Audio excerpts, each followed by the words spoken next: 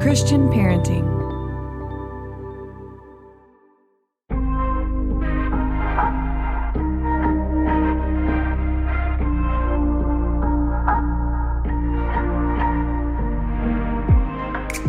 Well, hey there, and welcome back to the Journey Podcast. I'm your host, Jonathan Pitts, and I am excited to be back with you today.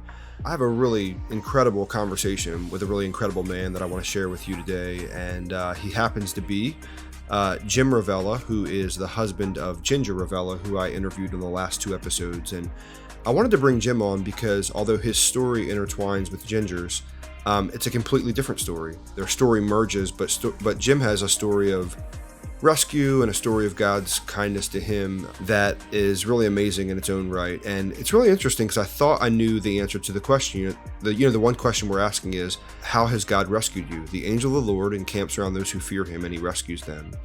Psalm 34:7. I thought I knew the answer to Jim's question, how has God rescued you? And I was completely caught off guard by his answer, and would love for you to hear it. You're going to hear a bit of his story on the front end, and then he gets into the meat of really what he's wanting us to hear and what he's wanting to convey through a story. And there's one thing that he says that I think is really incredible that all of us can use as hope when we're about to enter a trial or if we're in a trial. And that's the fact that Jim says, as a believer, the hardest thing to do is to not have a trial. As a believer, the hardest thing to do is not to have a trial. That's Jim Ravella. He'll share more about why that is in his case and what that trial is and how God rescued him. But let's go ahead and jump into the conversation.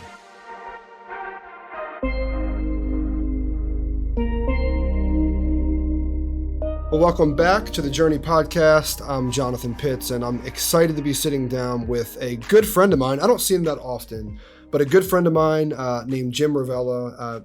So you guys heard me speak with his wife, Ginger, the last two episodes. And I was like, I cannot interview Ginger without interviewing Jim. And what's interesting for me is I actually heard of Ginger and Jim at the same time, but I would actually meet Jim first, just to remind, if you didn't listen or if you need a refresher, one of Winter's best friends in Dallas when we were moving to Nashville in the summer of 2018 was really trying to get Winter to meet up with Ginger Ravella and just talking about how awesome she was, and Winter's awesome. And long story short, Winter and Ginger would never meet in person, although they'd text.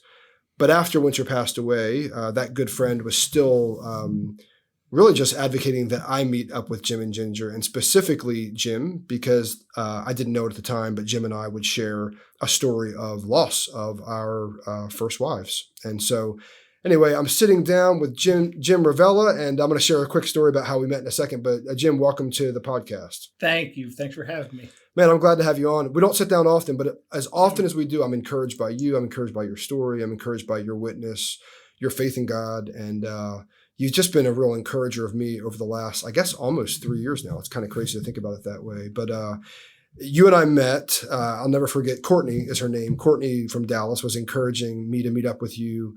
Really, I don't know, she probably for the first time just a few weeks after Winter passed away was like, hey, I was encouraging Winter to meet up with Ginger, but you really need to meet up with Jim. And you guys share a story. He lost his first wife. And I'll never forget sitting down with you. And the thing that was the most encouraging to me about sitting down with you, I was still really raw.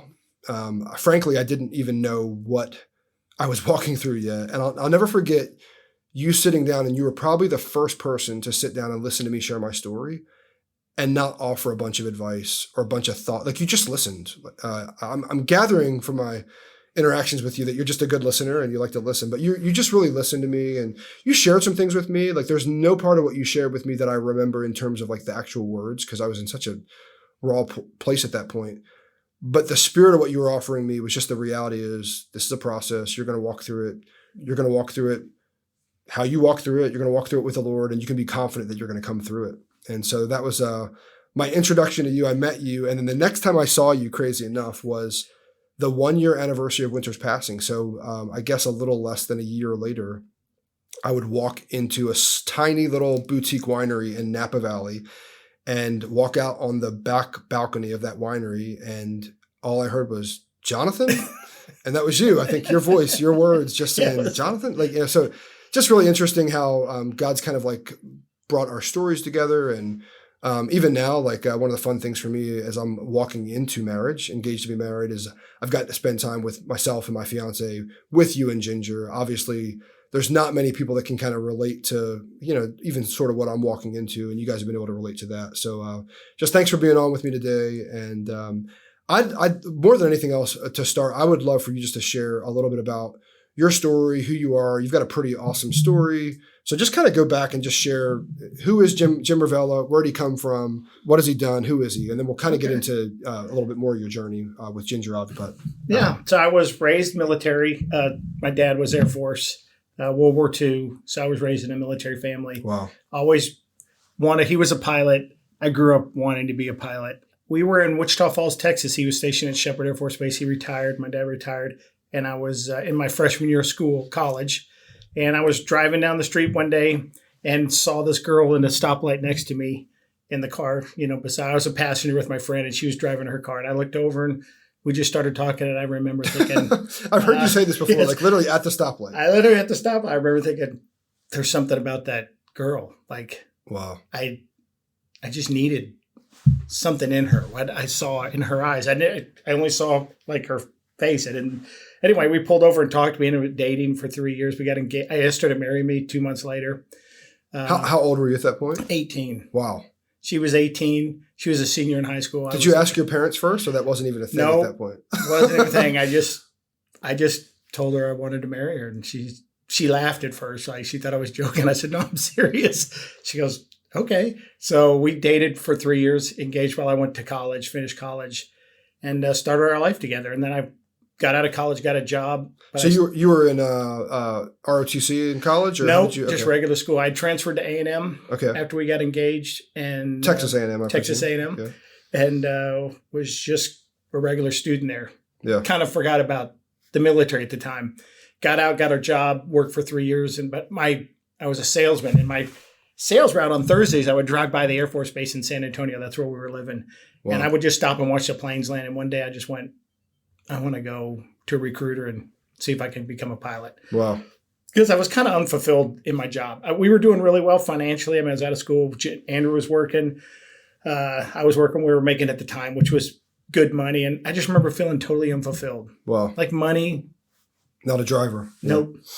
Wasn't it for me. So I always wanted to fly. I'm going to go. So I went to a recruiter and just said, I want to join if I can be a pilot. And so like 2 months later, I was in the Air Force and off to training and went to pilot training and started a career with Andrea, and we did like 23 years in the military together. So that was my journey into my career. So what'd you fly? F-15. So my whole dream to be a fighter pilot, God gave me that. You know? So I was very thankful that I did the one thing I dreamt and always thought I would want to do in life. So what's before we move on, what is the one thing that needs to be true of a fighter pilot? Like, what's the consistent thread of every fighter pilot?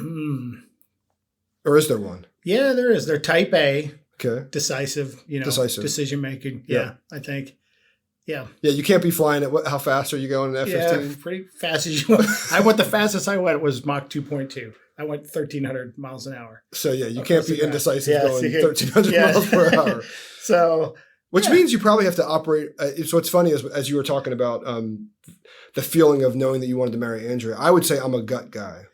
And yes, I feel like you're a gut guy. That's what it is. Yes, this will be later in my story. I'm very much a gut guy. I just knew when I saw Andrea, I went, I just going to marry her. You knew? Yep, yeah. I knew. It was the strangest thing. And I hadn't even dated really before then. Wow. I mean, I was 18, so it was like totally new for me. So 23 years of life together, Air Force. Yeah, by the time she passed, it was 27 years since I met her. A little over 27 years since I met her, but we were married for 20, just almost 25. We were just short of 25. Wow. Of being married. Yeah, so I got in the Air Force, loved it. My career was doing well. I was, and Andrea was raised Pentecostal and I was raised Catholic. We were like the opposite ends of the spectrum of religion. But she really showed me what it meant to have a relationship with Christ. I mean, that's what I saw in her that day. Yeah. Not, when I look back on our life together and what does she have, that thing that she had that I wanted, it was that. She just knew Christ personally. Like abiding relationship with the Holy Spirit. In ways it's amazing. Yeah, it was amazing. Yeah. So we kind of grew, through our life together. That's while I was on my journey, my spiritual journey with her, was learning that. Wow. Through different churches, we moved around through the military.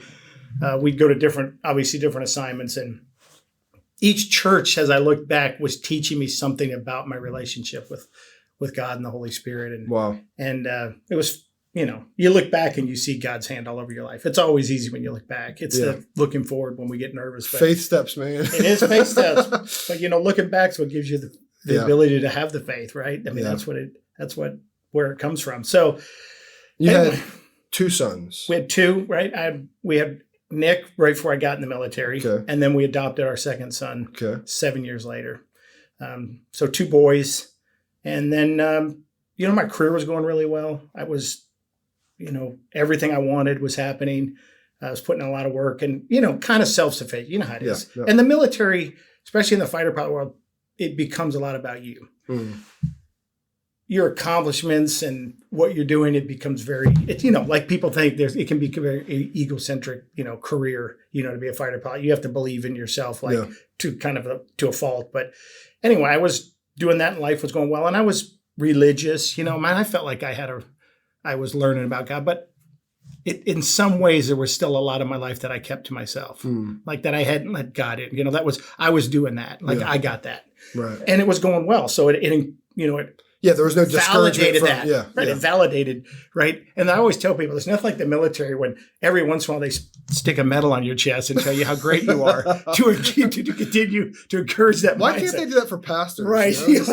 Like they stick a medal, they're like, okay, I guess I am great. They're telling me all these great things. But anyway, until 2003, August 2003, I had been deployed.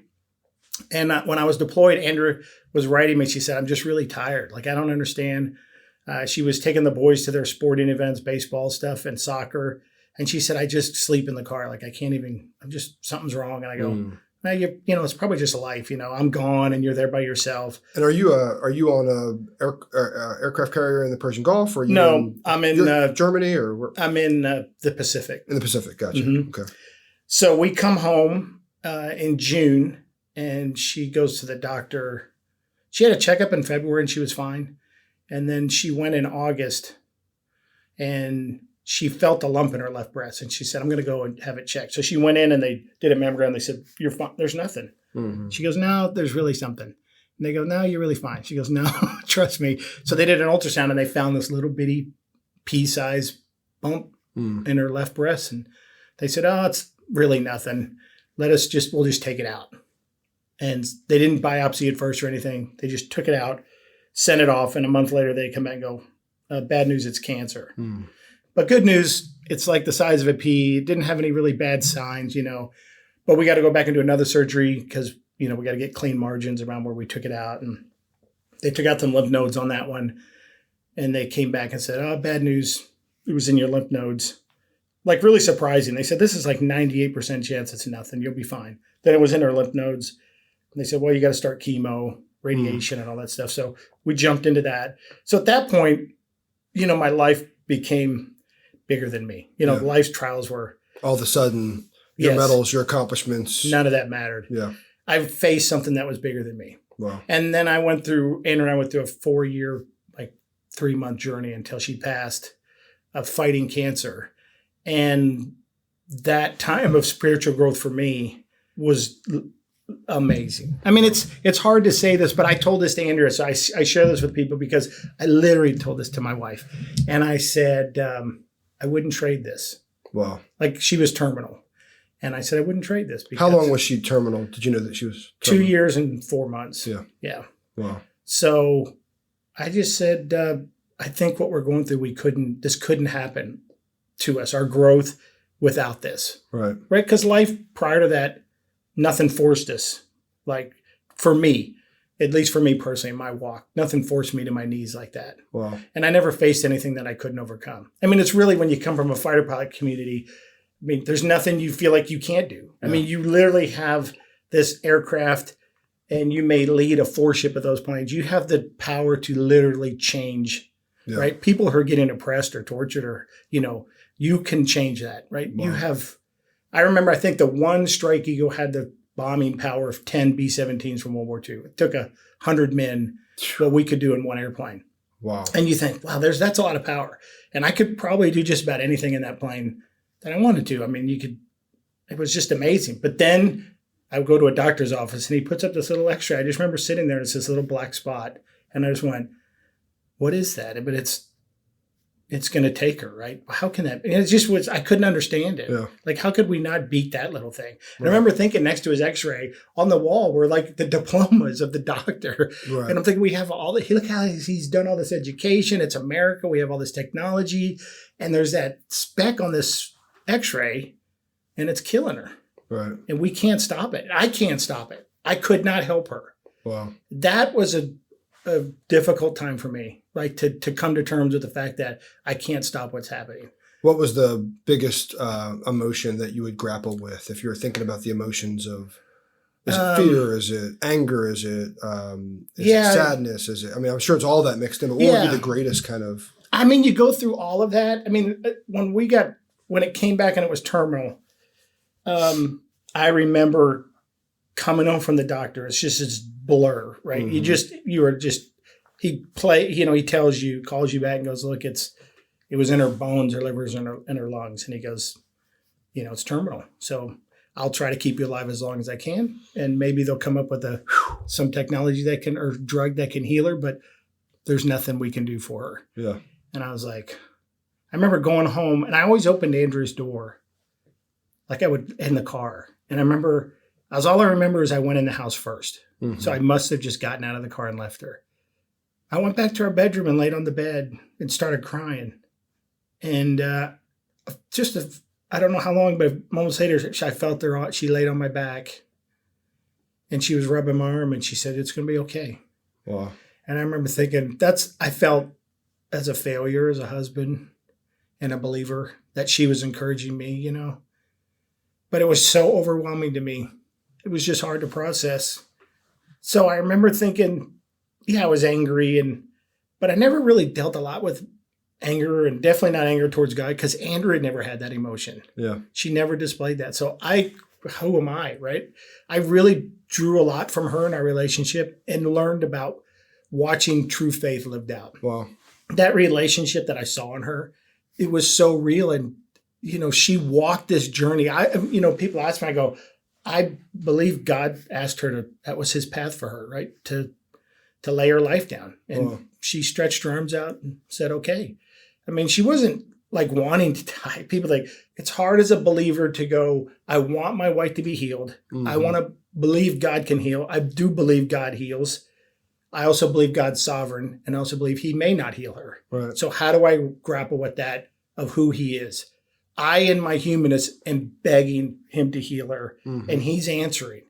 And I just remember, so this is 4 years and 4 months of my spiritual journey of begging God to heal her, to the point where I would not listen to any other answer except she's going to be healed. Right. Because that's all I wanted to hear. So I was like, am I hearing God, or am I just listening to an echo of my voice? Wow. And I remember we went to a concert and Michael W. Smith was playing, and she was standing next to me, standing up, and she had her hands up and she was singing and praising God. She started just whispering in tongues. And I felt this came over me, let her go. I felt like God was saying, let her go. And this would have been how long into this would have been, she's probably 6 months terminal. So she's probably a year and a half left. Yeah. But it was so strong to me, I'm like, let her go. And I remember thinking, okay, God, I'm really trying to listen to God right now, because we're into this we've been at it for a while. And I was like, I don't want to. Here's what I thought as a believer. If I have a peace about this, you're going to take her. Wow. So as long as I don't have a peace about her, you can't take her. No. I mean, the things, you're trying to do as a believer. Or psychological ninja on Jesus, right. Yes, because you're trying to grapple with what you believe and know about God and what's happening in your life. And they're not congruent, right? Yeah. As sometimes in America, as a church, we believe that, well, when we do things for God, we're going to get things, right? Yeah. And that's transactional. It's very transactional. It's how we treat our kids and our family, right? We protect our kids from anything bad. That's how we show them we love them. We give them everything. We try to make their life perfect because that's love. And we go, well, I'm sure God's doing that for me, right? Because I love him and I'm doing all this stuff, so he's going to love me. And the way he loves me is he gives me everything I want. He doesn't have anything bad happen to me. And he goes, that's not what this is about. Yeah. And coming to terms with that is a process, and it was for me. And so when he kept telling me, and this came over me for 6 months, let her go. Finally, one day we came back from treatment and we pulled into the driveway, and Andrew was about to get out of the car. And I said, Andrew, I just want to tell you something. I said, I feel God is telling me to let you go. And I said, I do not understand yet what this means, but I have to tell you, it's been coming to me a lot. And I said, I want you to know I'm not giving up on you. Like, I'm not giving up, but God's telling me something. So I just said, okay. I started then at that point going, God, I want to hear from you. I don't want to hear what I want to hear. I want you to speak to me. And I just said, I'm going to pray to you with no expectation of an answer and just see what you tell me. And I'm willing to hear whatever it is. Because I believe if it's not what I want, you will be there for me. Right? So this is the process I've been going through. And to come to that point, I had relied a lot, obviously, on scripture. I started really, obviously, when this happened, you're just pouring into the word. I remember thinking I would read the Bible. It was as if it was food to me, Jonathan. It was like it fed me physically. Like I felt nourished from it. It was this really amazing experience. And I would listen to Christian music and I would just pour, because I just needed to hear the truth. Who God is, because what I'm seeing, I'm not understanding, and it's putting doubt in my mind of who he is. And to me, it was extremely difficult, but it became so simple. It literally was just, he either is who he is or he is not. There's not any gray area. God is either God to me and everything I believed of him, despite what's happening, or he is not. And I went, I'm not giving up. And I just said, now I just need to reconcile with what's happening. What are you trying to tell me and how can you help me? Yeah. Right? So that's when I came to, and I just started praying that. And he started showing me, here's the strange thing.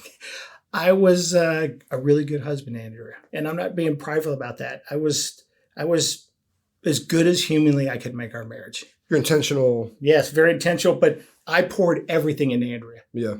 Like my walk with the Lord was secondary to my walk with Andrea. This is what he shows me when he says, let her go. Wow. He starts talking to me. He goes, Jim. And the scripture gave me was, seek ye first the kingdom of God and all these things will be added unto you. That's what he spoke to me. And I went, okay. I started just looking at myself. What are you trying to tell me? And I felt like, hey, if I go to heaven and God says, why should you come in? My answer probably would have been because I knew Andrea. Wow. That's how strong I was pouring into her. Like she became the spiritual strength. And God was saying, you need to let her go and put me first. Wow. And I went, wow, that's to have your marriage an idol when you believe that's a good thing. Like idols aren't all bad things, right? It's something that you put in place of God in your life. Yeah. Doesn't mean it's necessarily, evil. It was a very good thing, but it was a good thing out of whack. Yeah. And God was like going, you got this mixed up. And he said, you need to have a relationship with me first. I believe as I look back, he's prepared me, right, for my life. Right. Right. He's walking me into my spiritual growth from the life that I'm going to lead after Andrea. I remember like it was almost a year of our marriage where I started doing that. And I remember thinking, our marriage is so amazing now. Like I thought it was good. Wow. It was just as good as a human can make it. Mm-hmm. And God was saying, I can make your marriage as good as your creator can make it. And it's a backwards thing. Too. Yes. Put my wife not first and it's better. And then it's better. Wow. And you go, I'm like, wow, it's true. Like the scripture is so true. These aren't just stories. Right. These aren't ancient just narratives or something. These are actual truths like you can believe in and live, and they work. And I just, that was my walk up until to the day when Andrea passes. So right after that. Well, we're going to have to do 2 episodes, Jim. We can't get all this in one episode. This is too good. I guess before you go any further, I guess I want to ask you, because kind of the question and the theme of this season is Psalm 34:7. The angel of the Lord encamps around those who fear him, and he rescues them.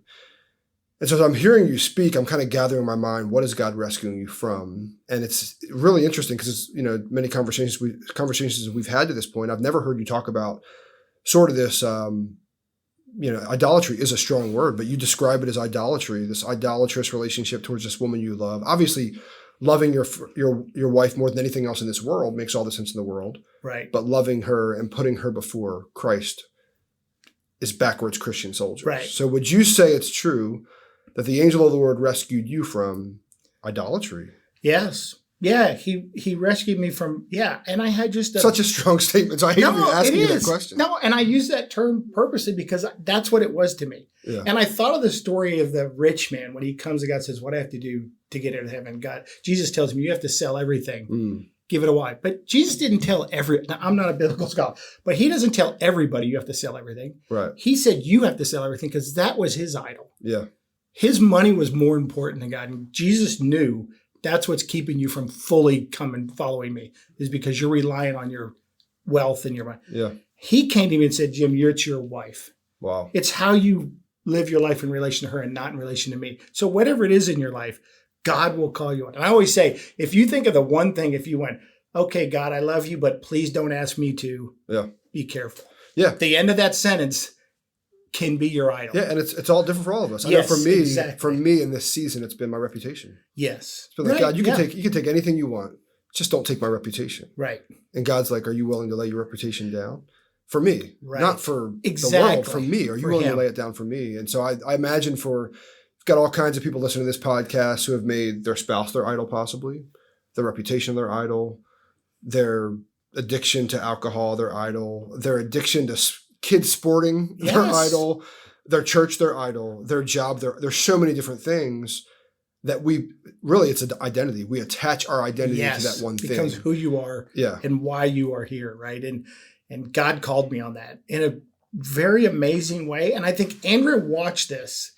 She was always a spiritual, more qualified, I would say. Of the two of us, she was more qualified as a spiritual leader in the house. But she allowed me to be the husband, right? But she prayed for me, I know, because I found some things where she prayed for me about my walk. And I think she watched it. And I think she knew what she was laying down, what I was gaining and what God was doing through that. And she felt, this is what I feel like. She's like, yes, wow, this is worth it. This is worth it. Because she came to me one day towards the end and she sat me down on the bed and she said, Jim, what are you going to do when this is over?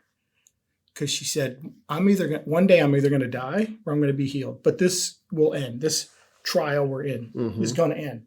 And she said, what are you going to do? And I said, I don't know what you mean. She goes, because what I see in you, how you're living your life in your spiritual walk, I want you to know, I want you to always continue that. Wow. Like she knew that the intensity of the moment was driving me to a place and changing me. And I think she, in her heart, knew that her days were numbered. And she wanted to just tell me, this is right. You got to keep this path, Yeah. So I take that in my life, try to live, what I'm doing every day and think about, what am I doing? Yeah. Now that it's over, I will say as a believer, the hardest thing to do is not to have a trial. To live in when it's affluent and simple. Yeah. Is the hardest thing because then you don't need God. Yeah. And you revert back to what I was before it started. Yeah. I got all this. And my part of my life, I didn't lean on God. Yeah. I actually kind of am jealous of myself that walked through my loss, which was super immediate. I didn't know I was walking into it, but there was such a dependence on God that I had in those moments and a carelessness about the world. Yes. That goes away so soon. All of a sudden you start caring about the world more and you start kind of worrying more about things that you didn't even worry about. Yes. And I watched God step in and just provide for me in amazing ways. And then you go back to regular life. Yes. So here's and again, I'm not a biblical scholar, but the book of Deuteronomy, I was reading that and I thought, and you're just reading it and it's like over and over, he's reminding them as they're about to enter the promised land of everything God had done for them in the desert. Wow. Because I thought, that's what it is. Because he knows they're about to enter the promised land. You're about to have homes you didn't build, wells you didn't dig, crops you didn't plant. You're about to enter the land of plenty. And you're going to forget don't what forget it meant to follow him at night by the pillar of fire and the smoke during the day, where he gave you manna and gave you, right? He provided every need for you. You were so dependent on him. Now I'm about to give you the promised land. You will not be dependent on me because everything's there and you will forget me. And I think, why does he spend this whole time in this book? Like, if you thought, I am coming out of the desert and I'm about to give you the greatest blessing in your life, I would spend the whole time warning you not to forget how hard it was. Wow. Why? Because that's what we do as a human. We get into the land of plenty and we forget. Wow. And that's what I felt like God was telling me. Wow.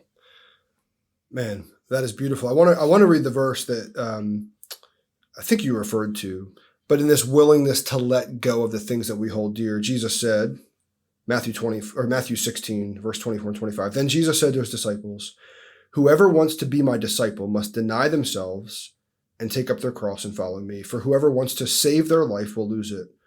But whoever loses their life for me will find it." It's just really interesting because in a way, what you share about Andrea was a willingness to lose the very life she had. And her biggest concern was that you would grow, like that in giving up her life, there would be a benefit for you. And then God was calling you to give up the thing that you thought was your life.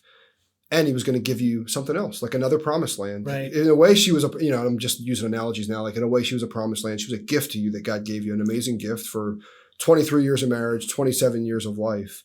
But then you would move on into a new season and a new life, which is what I want to come back to because we can't even dive into that in this episode. One of the beautiful things, and Ginger shared this in the last episode, is that Ginger even almost kind of prophetically spoke what she might have seen for your future. And we'll get to that next episode. But Jim, thank you for joining me. Thank you for sharing so vulnerably, by the way, just on your life, your idols. None of us want to speak about our idols. And just for talking about this reality of like, God can rescue us from our own idolatry. That's a beautiful thing, beautiful theme. So thank you for your time today. Thanks for having me. Yeah, look forward to talking more. Okay.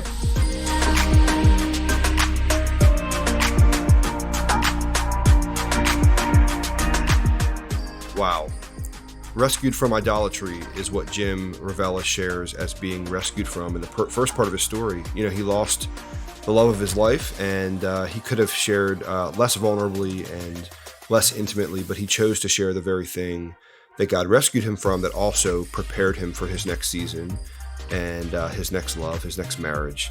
And that's one of the things we're going to talk about in our next episode. Jim actually will come back with us and share the next part of his story and how God continued to rescue him in his relationship with Ginger and his kiddos, and how God would completely redeem. Thank you for listening to the podcast today. I hope you enjoyed the conversation, and I hope that as you listen that you maybe grab something in Jim's story that you could possibly identify with. We all have idols. We all have things in our lives that we don't want to give up, and we have to trust God in order to take us to the next level, take us to the next place with those very things. Some of those are habits that are bad, some of those are sins, and sometimes those are just good things that we make ultimate things. But I hope that you identify with Jim. If you like the podcast, guys, would you maybe give me a rating and share it? Would love to have your support. Thanks for listening today, and God bless you.